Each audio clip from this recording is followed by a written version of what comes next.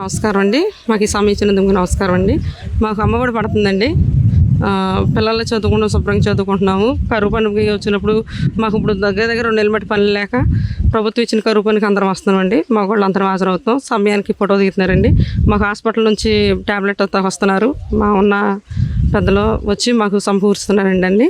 మళ్ళీ మజ్జిగ, ఎండ దెబ్బ తగలకుండా మజ్జిగ, నీళ్ళని కూర్చుంటున్నారు. కొంచెంసేపు కూర్చోమని పని కూడా చెప్తున్నారు. మంచినీళ్ళు, మజ్జిగ, ట్యాబ్లెట్లు సమయానికి ఇస్తున్నారండి.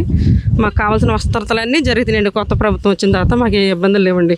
పిల్లలకి ఇంటింట్లో 2 ఉన్నా 3 ఉన్నా వాళ్ళకి అమ్మఒడి పడుతుందండి. పిల్లల ఫీజు మెంట్ కూడా పడుతుందండి. మేము రోడ్ల కోసం పెట్టుకున్న రోడ్లు అన్నీ సక్రమంగా జరుగుతున్నాయి. డ్రైనేజీలు పెట్టుకున్నాం. డ్రైనేజీలు చెత్త అంతా ఇదివరకు చెత్త చెదరం లేకుండా ఇప్పుడు అన్నీ శుభ్రంగా ఉంటున్నాయండి. మాకు అమ్మఒడి వచ్చిందండి.